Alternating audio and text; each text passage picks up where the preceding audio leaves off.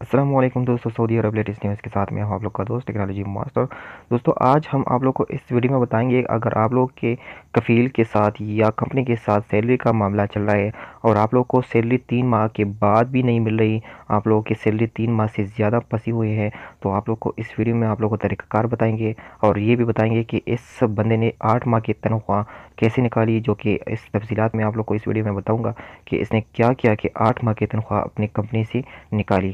تو یہ طریقہ کار بھی آپ لوگ کو بتائیں گے کہ آپ لوگوں کو کیا کرنا ہے اگر آپ لوگوں نے 3 ماہ کے اوپر تنخواہیں آپ لوگوں کی پھنسی ہوئی ہے، یا کمپنی کے ساتھ یا کفیل کے ساتھ۔ تو اس ویڈیو میں آپ لوگ کو وہ تفصیلات بھی بتائیں گے اور طریقہ کار بھی بتائیں گے، یہ ویڈیو لاسٹ تک دیکھیے۔ اور اگر آپ لوگوں نے ابھی تک میرے چینل کو سبسکرائب نہیں کیا تو آپ لوگوں سے گزارش ہے میرے چینل کو سبسکرائب کیجیے گا، کیونکہ اسی طرح لیٹسٹ نیوز ہم آپ لوگ کے لیے لاتے رہتے ہیں۔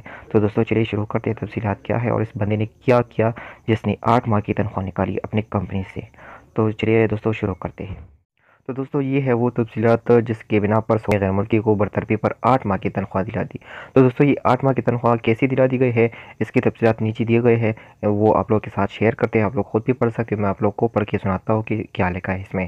یہ جنرل کورٹ نے ملازمت کے معاہدے کی 4 ماہ بعد برطرف کرنے والی کمپنی کو حکم دیا ہے کہ وہ مقیم غیر ملکی کو مکمل 1 سال کی تنخواہ ادا کرے۔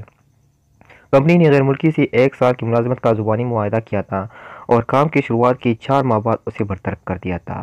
مقیم غیر ملکی نے کمپنی کے خلاف عدالت سے رجوع کر کے مطالبہ کیا کہ اسے ناحق برطرف کرنے پر کمپنی سے ملازمت کے معاہدے کی باقی ماندہ مدت کی تنخواہ دلا دی جائے۔ اس سے قبل لیبر کورٹ نے مقیم غیر ملکی کا دعویٰ اس بنیاد پر مسترد کر دیا تھا کہ اس نے ملازمت کا تحریری معاہدہ پیش نہیں کیا تھا۔ مجبوراً غیر ملکی نے جنرل کورٹ کا دروازہ کھٹکھٹایا۔ جج نے کمپنی سے ملازمت کی معاہدے کے بعد دریافت کیا تو متعلقہ عہدیدار نے تسلیم کیا کہ معاہدہ زبانی ہوا تھا۔ کمپنی نے برطرفی کا سبب دریافت کرنے پر دعویٰ کیا کہ مقیم غیر ملکی کو کام سے قاصر ہونے پر نکالا گیا۔ کمپنی نے یہ بھی دعویٰ کیا کہ اس نے کئی بار مقیم غیر ملکی کو اس کی غلطیوں پر متنبہ کیا تھا، تاہم اصلاح کی کوشش ناکام ہو جانے پر اسے برطرف کر دیا گیا۔ عدالت نے فریقین کا بیان سن کر مقیم غیر ملکی کو 8 ماہ کی تنخواہ کے طور پر 41,600 ریال ادا کرنے کا حکم جاری کر دیا۔ عدالت نے موقف اختیار کیا کہ کوئی بھی کمپنی کسی بھی ملازم کو کسی ٹھوس سبب کے بغیر برطرف کرنے کی مجاز نہیں۔